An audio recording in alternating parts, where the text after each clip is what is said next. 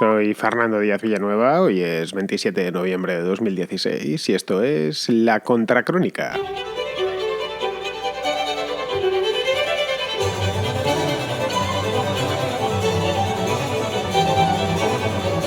Todos lo sabéis, Fidel Castro ha muerto. El otro día, hablando de Rita Barberá, lo comentaba así por encima, era simplemente como una hipótesis. Decía que, bueno, a veces cuando se muere alguien no siempre hay que condenarlo. A veces uno se puede alegrar de la muerte, especialmente si el que se muere, o sobre todo cuando el que se muere es un tirano. Y Fidel Castro efectivamente fue un tirano desde 1959 hasta el día de ayer, cuando pasó a mejor vida. O en su caso, como yo estoy convencido de que si el infierno existe, pues ha ido al infierno, no va a ser mejor vida lo que ha pasado. A ver si hay suerte y ahora, a base de repetirlo, pues consigo cargarme también a su hermano, a Raúl Castro. Porque esto que quede claro desde ya, que Fidel Castro muera no significa que se acabe el castrismo. No todavía, al menos. Mientras quede su hermano al timón, mientras quede su hermano Raúl, el castrismo va a continuar. Su hermano tiene solo 5 años menos que él, un hombre de 85 años, también mayor, así que no creo que dure mucho. Ya veremos de cualquier manera cuánto dura, porque podría vivir 97, entonces tendríamos por delante, pues imaginaos, más de una década, ¿no? de castrismo final. Entonces, a partir de ese momento ya podremos decir que el castrismo tendrá que transformarse o desaparecer. Entre tanto, con el cadáver aún caliente, creo que lo mejor es hacer un somero balance de su odioso régimen. No se me ocurre, sinceramente, otra manera mejor o más suave de denominarlo. Porque sí, yo lo reconozco, no os voy a engañar. A mí no me gusta el castrismo, no me ha gustado nunca desde que tengo recuerdo, por lo que tampoco me gustaba él. De manera que mi balance será parcial, lo advierto, para el que no lo quiera escuchar, parcial pero honrado. Eso vaya por delante. Empezando por la misma ironía que he empleado para titular el programa de hoy. Gracias, Fidel. Gracias por nada.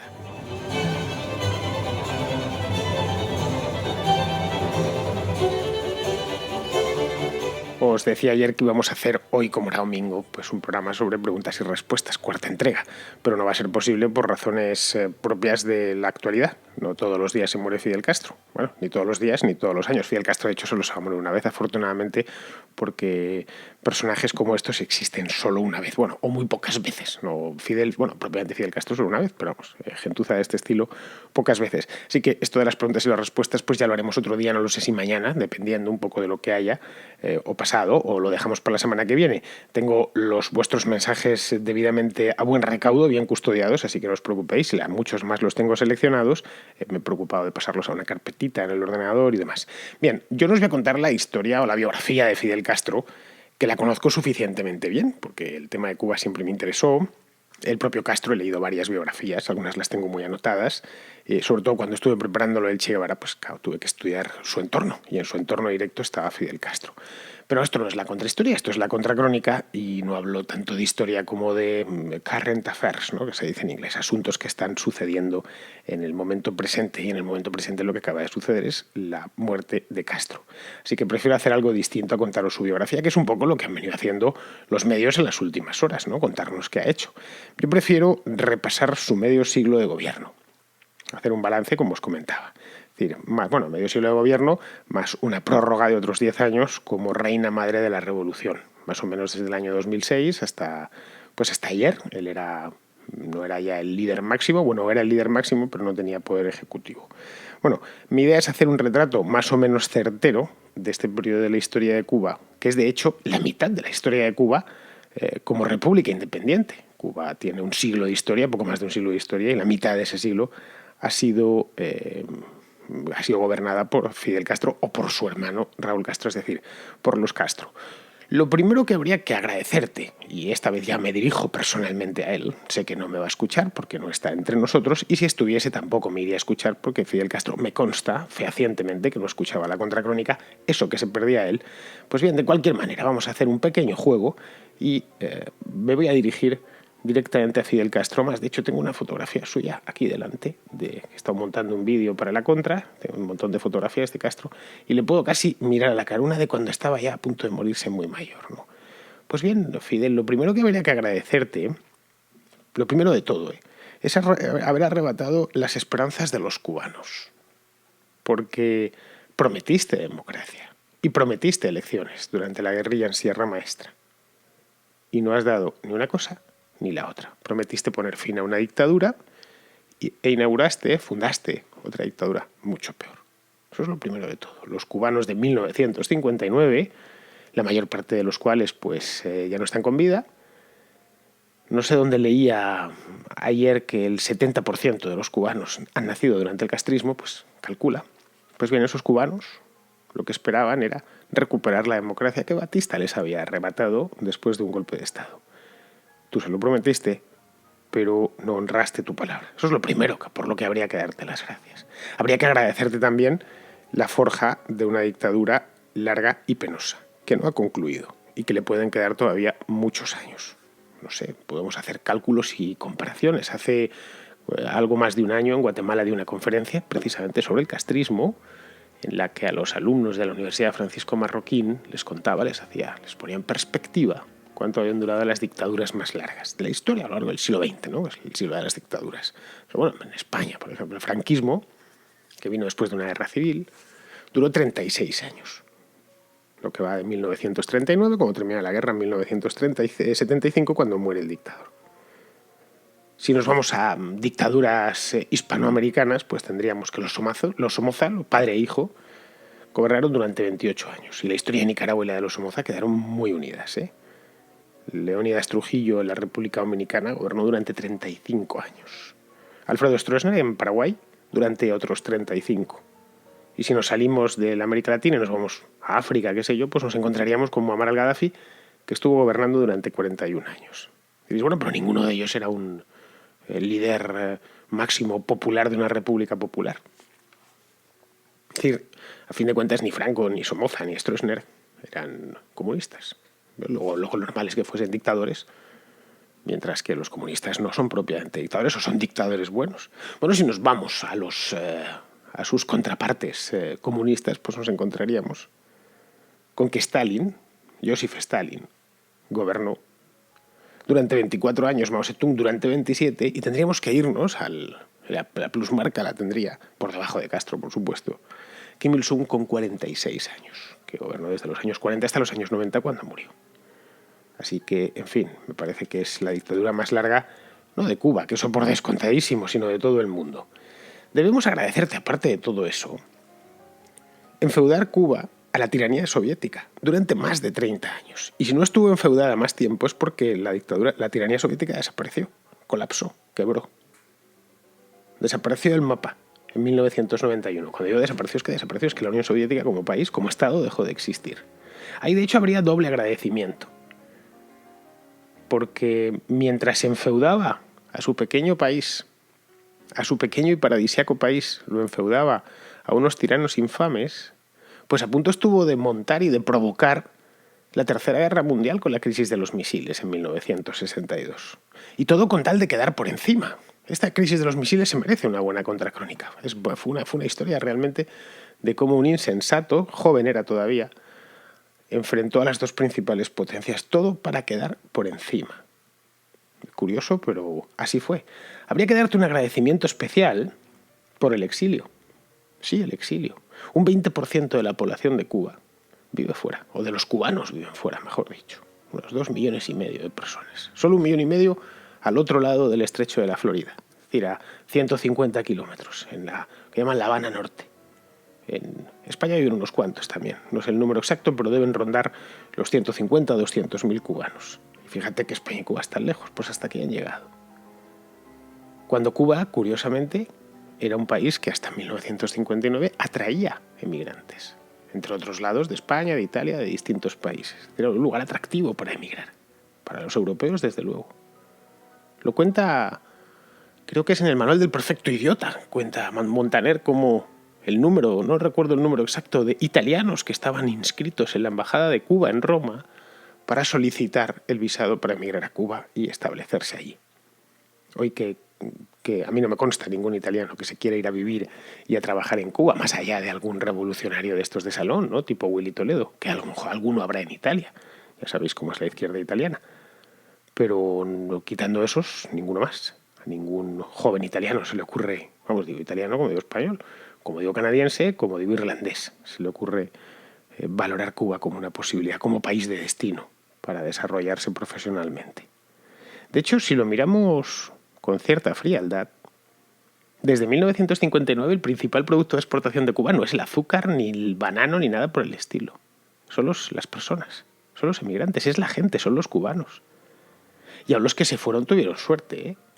Porque otros fueron fusilados, desaparecidos o se ahogaron huyendo. Aproximadamente, cubano arriba, cubano abajo, unos 100.000 han sido condenados a muerte, desaparecidos, que es más o menos lo mismo, o han muerto. Morir en el estrecho de la Florida, ese es un cementerio de cubanos. Igual que Flandes fue un cementerio de soldados españoles durante siglos, bueno, pues el estrecho de la Florida es un cementerio de cubanos. Y no se han ido a ahogar allí porque fuesen a hacer pesca submarina, ¿eh? Ni muchísimo menos. Algunos, de hecho, el propio régimen los sacaba. No hacía falta que se subiesen a una balsa. Casi 500.000 de cubanos en los últimos 60 años, especialmente en los primeros, fueron enviados a la guerra. Esta historia mucha gente no la conoce, o este grupo de historias, este conjunto de historias. A países como Argelia, como el Congo, no sé, como Angola. El de Angola es más conocida. Fue masiva el apoyo cubano. Como Etiopía, Eritrea, Somalia, Mozambique. 13.000 de ellos yacen hoy en suelo africano. En tumbas sin nombre en suelo africano. Gracias, Fidel, sinceramente lo digo, porque te revelaste como el mayor imperialista del siglo XX, al menos desde el punto de vista relativo, teniendo en cuenta que tenías un paísito pequeño de... ¿Cuánto había en aquella época? 8, 9 millones, 7 millones de cubanos. Y colocar 500.000 de soldados fuera, creo que el máximo esfuerzo bélico de los Estados Unidos en Vietnam fue 1 millón, un país mucho más grande y mucho más poblado. Gracias, por supuesto, por calificar de gusanos a todos los que no pensasen como tú. Todo disidente era y sigue siendo considerado un gusano. ¿Y dónde vive? Una gusanera. Y así lo plasmaba y lo sigue plasmando la propaganda castrista. Algunos de estos gusanos incluso habían sido tus propios compañeros de armas, como Eloy Gutiérrez Menoyo, por ejemplo, o Uber Matos, que luego tuvieron Uber Matos en concreto, vivió lo suficiente como para contar su historia. Porque irse de Cuba en los últimos 60 años ha sido lo mismo que convertirse en un traidor. Algo así como un apóstata, como abandonar la religión verdadera, dando por bueno aquello de que el comunismo es en realidad una religión, no ya una variante o algo parecido, no directamente una religión. Y tú, querido Fidel, te veías como un profeta o quizá incluso a ratos como algo más que un profeta. Cuando salí de Cuba, dejé mi vida, dejé mi amor. Y cómo se me iba a olvidar darte las gracias por crear la primera dinastía genuinamente hispana desde que los Trastámara, ya sabes, Isabel la Católica y todos sus ancestros, sucedieron a los Habsburgo allá por el año 1516. En el mundo hispano hay 2 dinastías reinantes. Una es la española, que es la tradicional, que es la familia Borbón, los Anjou, y la otra es la cubana, que es la nueva dinastía. Serían los Castro, la dinastía de los Castro. Ambas, de hecho, se transmiten por vía sanguínea, las dos. Tanto los Borbones son los más antiguos, y de hecho que son los tradicionales, pues desde el siglo XVIII, y además tenían relación con los anteriores, con los Habsburgo, y los Habsburgo con los Trastámara. Los Castro acaban de empezar. Es una dinastía muy reciente, solo 60 años. La diferencia fundamental es que Felipe VI, el rey de España, Felipe de Borbón, pues no tiene poder, tiene muy poquitos poderes, es poco menos que una figura decorativa que tiene el Estado español, pues bueno, para representar y poco más, ¿no? Y, pues hacer las investiduras en las cortes y estas cosas lo vimos hace poco, ¿no? Poder moderador, pero vamos, que no es poder real. Tú, en cambio, tenías todo el poder. Y ahora lo tiene tu hermano. Es decir, el poder de la dinastía de los Castro es un poder pues parecido al que tuvieron los reyes de España en el pasado. Incluso te diría que bastante más omnímodo, porque los reyes de España tenían ciertas limitaciones, tenían las cortes, podían pleitear, y de hecho se pleiteaba continuamente contra ellos. En cambio, en Cuba no creo que nadie se atreva a pleitear contra Castro, ni contra ti, ni contra tu hermano, ni contra ninguno de vuestros hijos, que son muchos, por cierto. Y todo ese poder, durante tanto tiempo, lo has empleado, por ejemplo, para meter en la cárcel a todo el que te llevase la contraria. Y es curioso porque tú fuiste preso político. Es decir, te condenaron a 15 años, en los años 50. 15 años de prisión tras aquello del cuartel de Moncada. Cumpliste 1 año y 10 meses. Porque Batista te amnistió. Fue una amnistía general que dio Batista en el año 1955 y saliste de la cárcel. Y además tu estancia en prisión no fue demasiado dura, eso es lo que cuentas por lo menos en tus cartas. No es algo que te preparabas unos espagueti frutti di mare que por lo visto te gustaban mucho.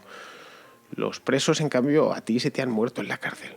Han sido miles los que han pasado por las cárceles castristas, que llevan el sobrenombre con toda la razón del mundo, y te han ido palmando, o han salido locos de atar, o han entregado su vida entera a estar en la cárcel y han salido solo ya muy mayores. Esa es la realidad. No que un preso político haya creado un sistema carcelario tan gigantesco como el cubano. No entro ya a valorar cómo son las cárceles castristas, las cárceles de la revolución, pero los que han pasado por ellas sí lo cuentan, y es para echarse a temblar, sinceramente. No, es que Batista no las tenía así, por lo menos no las tenía así cuando tú estuviste allá por el año 1954 y 55. Antes de que se me olvide, quisiera agradecerte haber devastado la economía cubana. Te encontraste con un país como Uruguay, y más rico que España, la Cuba de 1959, la más rica que es la España de 1959, y lo has dejado a los niveles de Haití. Cuba hoy es un país, podríamos decirlo sin temor a equivocarnos, es un país del cuarto mundo, ni siquiera es del tercer mundo. Y a las fotografías y vídeos que nos llegan desde allí me remito. Pero es que cualquier persona que vaya por Cuba, que no vaya protegido por el régimen, obviamente, y que conozca un poco la Cuba real, lo ve. Los cubanos llevan, de hecho, tanto tiempo con libretas de racionamiento que ya ni siquiera saben lo que es vivir sin ellas. Esta es la realidad. Libretas de racionamiento ha habido en la propia España, después de la guerra, en Alemania, en todos los países que han atravesado un periodo difícil, un trauma, una guerra generalmente, cuando se ha roto todo el sistema productivo. Pero es que Cuba no venía de una guerra. Al contrario, la libreta de racionamiento la creaste años después de la guerrilla. Y desde entonces, creo que es desde el 62. Habían pasado ya 3 años del final de la guerrilla en Sierra Maestra y nunca se ha retirado. Porque es que tu revolución, de la que tanto presumes y tanto haces presumir a los demás, es incapaz de producir nada. Es incapaz de dar de comer a sus participantes forzosos, es decir, a los cubanos, que son revolucionarios a la fuerza en su mayor parte, prácticamente todos. Porque a los participantes voluntarios, es decir, a los revolucionarios propiamente dichos, a esos nunca les faltó de nada, nunca os faltó de nada. Depredasteis primero las rentas de una sociedad que había sido más o menos próspera para los estándares de la época y del lugar. Es decir, obviamente no era los Estados Unidos, pero era un país, para ser un país hispano, un país bastante rico, tan rico que los españoles emigraban allí. Españoles y de otras partes de América. Y de Italia, como comentaba. Luego os enchufasteis al subsidio soviético, que era la contrapartida del endeudamiento político. Y fue básicamente Cuba una colonia soviética durante 30 años. Pasó de ser colonia española, luego colonia americana y luego colonia soviética. La última parte colonial es la protagonizada por ti, por Fidel Castro. Es decir, tanto darse golpes en el pecho y hablar de Martí y no sé qué, la independencia nacional, y le entregaste la isla a una potencia extranjera que además estaba a freír puñetas y con la que a Cuba no le unía nada, como la Rusia soviética. En fin. Bueno, más tarde de eso, os enganchasteis a los empresarios extranjeros, especialmente el sector turístico, muchos de ellos curiosamente españoles, hoteleros españoles que iban allá a hacer negocios, los que les poníais unas condiciones un tanto leoninas, pero de las que podían sacar tajada estos empresarios. Y bueno, han estado abriendo hoteles evidentemente no para cubanos, sino para turistas europeos o canadienses. Y ya por último, os habéis enchufado a los pozos de petróleo de Venezuela, hasta que la habéis dejado seca. Y no estoy hablando de Cuba ni de los cubanos, sino de la camarilla de la aristocracia revolucionaria de la que tú eras su santo patrón. Y su líder, en este caso sí que Máximo. Porque el hecho es que nunca produjisteis nada. Jamás. Lleváis 60 años parasitando a otros, empezando por vuestro propio y desdichado pueblo, al que tenéis sin pan y sin palabras, como aquel libro famoso de Rivero de hace unos años. Sí, Fidel, gracias por acabar con las libertades más elementales como la de prensa, la de expresión o la de asociación. En Cuba solo hay un periódico, que es el tuyo. Solo un partido, que es el tuyo.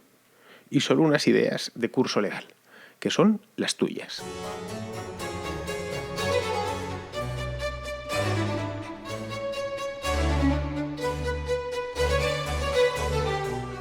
Pues este ha sido mi balance rápido, sin ánimo de extenderme más, para no comerme el programa, y básicamente porque habrá tiempo. Tendremos a lo largo de esto de la muerte de Fidel Castro, evidentemente, como os podéis imaginar, es un acontecimiento histórico de primera magnitud.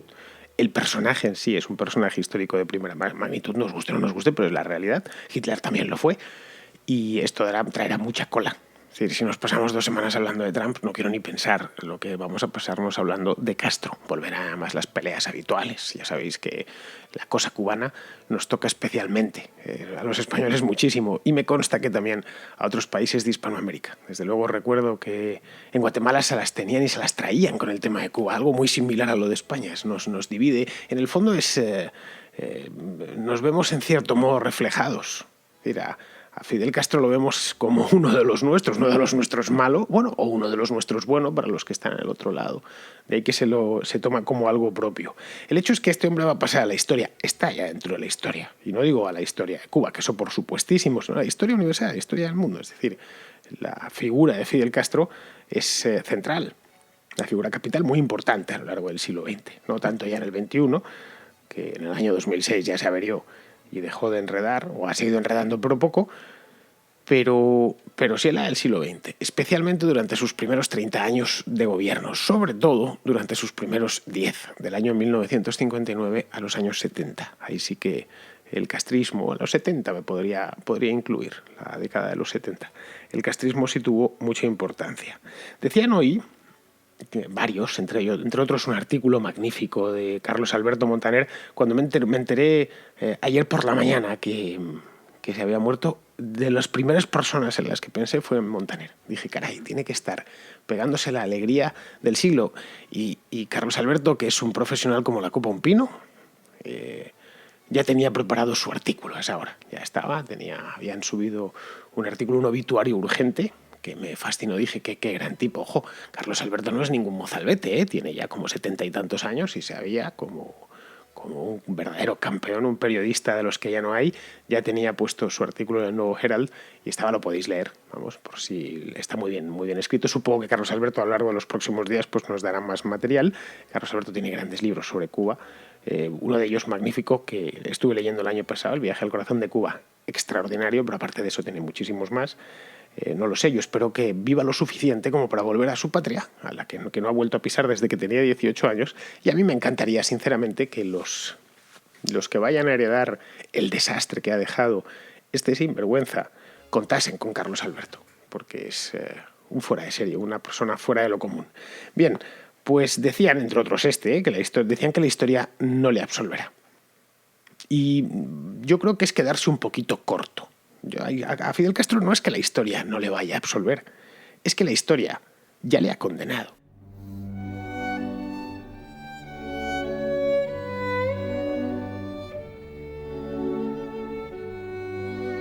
Y antes de irme tengo una pregunta que me ha hecho un oyente, uno de vosotros, por nota de audio. En este caso me la ha mandado por correo, es decir, por si queréis mandarlas por correo, ya sabéis, a contracronicapodcast@gmail.com. También es tan bueno. De hecho, hasta el formato es mejor porque este maldito WhatsApp me da un formato muy raro que luego tengo que andar convirtiendo. En este caso ya me bajé en MP3 sin problema. Bien, pues Ignacio me envía una pregunta que es un tanto desconcertante, aunque si la pensamos, tened en cuenta que es estudiante y es bueno que se plantee estas preguntas. Aunque si lo pensamos bien, pues quizá tampoco lo sea tanto. Yo creo que lo mejor es que la escuchemos y luego ya, Ignacio, te doy una respuesta corta porque tampoco queda mucho tiempo. Tengo una pregunta para ti. Es una pregunta que me surge a raíz de una observación que he hecho y que creo que no es difícil hacer. ¿No te gustan los partidos políticos? ¿No te gustan las jerarquías de los partidos, las dinámicas y los mecanismos de los partidos? ¿No militas en uno? ¿No has militado? Y no pareces tener interés en militar en el futuro. Ahora bien, ¿no te inquieta la falta de democracia en el trabajo? ¿No te inquieta la falta de democracia en la empresa? Nos pasamos 8 horas al día, un tercio. Yo no, los que trabajáis, os lo pasáis en un mundo donde no hay democracia, donde quien está arriba manda. Y excepto en algunas formas de empresa, como la cooperativa, la falta de democracia es la regla, no la excepción. ¿No te provoca esta falta de democracia que tanto pareces echar en falta en los partidos? ¿No te provoca úlceras y temblores? Bien, Ignacio, esto que comentas de la democracia en la empresa, la democracia no es aplicable a todo. Es decir, si al jefe lo nombrásemos democráticamente, pues que habría grandes posibilidades de que eligiésemos al peor. Es decir, probablemente al más vago de todos, al que menos nos hiciese trabajar y demás. Eso por empezar. Sería poco práctico. Las empresas no tienen esa función. Las empresas tú primero contratas voluntariamente, nadie te obliga a trabajar en una empresa. Es decir, tú si quieres trabajar, trabajas y te tienen las normas. Las normas de una empresa nunca pueden ir contra el ordenamiento legal. Es decir, no te pueden obligar a andar a gatas ni nada por el estilo, ni humillarte, ni nada de eso. Entonces, y la función de una empresa es crear valor para el accionista. Simplemente el accionista es el dueño. Ya puede ser un kiosco de chucherías en una esquina o puede ser, qué sé yo, Inditex. Ambas son empresas y su función principal es crear valor para el accionista. Ya está, te lo repito 2 veces para que te quede claro y ya no se te olvide nunca. Cualquier otra cosa que creas que es una empresa, que estás equivocado, que no funciona. Las empresas no están concebidas para otra cosa más que para eso. Si el día de mañana tú eres empresario, de lo que sea, no sé qué estudias, pero bueno, te montas una empresa de lo que sea, lo que querrás es ganar dinero con ella. Puede ser que sea una empresa de una sola persona, tú solo, en este caso, pues, si eres un autónomo, bien, un autónomo es un empresario por cuenta propia, o que contrates a otros. Bueno, puedes contratarlos como autónomo, pero también puedes montarte una sociedad limitada, una sociedad anónima. Entonces, a esas personas lo que les vas a encargar es una tarea. Tú les vas a adelantar el dinero, es decir, les vas a decir, muy bien, antes de que el proceso productivo termine, vamos a fabricar, qué sé yo, grapas de grapadora. Una cosa sencillita. Bien, antes de que yo haya vendido las grapas, las haya colocado en el mercado, yo lo que te voy a hacer es ir pagándote todos los meses. A lo mejor tardo en colocar las grapas 6 meses y en poder darle salida a la producción. Entre tanto, yo adelanto. Y yo te digo, o yo te contrato para que me hagas tal cosa, para que trabajes en el torno o para que lleves la contabilidad. Nada más. No hay más democracia que esa. Yo digo lo que tienes que hacer o para lo que te he contratado. Nada más. Yo no veo aquí elecciones posibles. Y, por supuesto, eso no me da temblores ni nada de eso. Me parece que entra dentro de cierta lógica. Otra cosa es que en las empresas, como en todos los emprendimientos humanos, siempre sucede que actúa la ley de Peter. Es decir, la gente siempre sube, asciende hasta su máximo nivel de incompetencia. De ahí que muchas veces, yo lo he podido comprobar personalmente, pues te encuentras jefes que son unos auténticos patanes. Pero ¿qué le vamos a hacer? Es la propia dinámica del mercado la que se encarga de limpiar a estos, por regla general. Ya sea porque aparece otro mejor, siempre y cuando la empresa sea libre y no estén...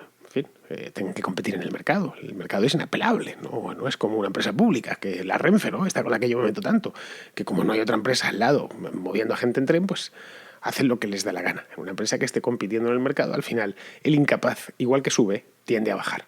Podéis decirme, no, pero ¿y si tiene contactos? Bueno, no estoy diciendo que sea perfecto, estoy diciendo que es la cosa más justa y sobre todo más eficiente.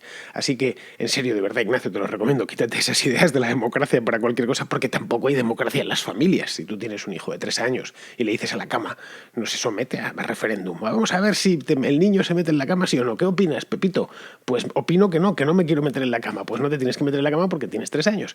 ¿Entiendes? La democracia, lo he comentado en más de una ocasión, está para cambiar al que manda, pero en asuntos públicos que nos afectan a todos. Es decir, yo trabajo en una empresa si quiero, pero en cambio vivo aquí a la fuerza o tengo que tener un gobierno, ya sea en el Ayuntamiento de Madrid, pues porque alguien tiene que hacer políticas públicas, recoger la basura, encender las farolas por la noche, encargarse de organizar a la policía para que no nos asalten por las calles y cosas por el estilo, de mantener bien pavimentadas las calles, ¿no? Y, en fin, la política básica, digamos. Ya no vamos a empezar a política ingenieril, sino de servicios comunes. Y eso está bien, que los encargados de hacerlo, de gestionarlo, pues se cambien mediante el voto.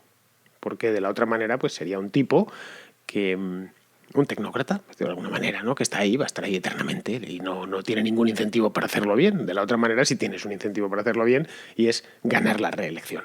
Muy bien, con esto ya termino. Podría pasarme más tiempo hablando de esta historia, pero bueno, espero que te haya quedado más o menos claro. Si tienes alguna duda sobre el tema, pues ya sabes, me vuelves a dejar otro mensaje y podemos seguir teniendo esta conversación.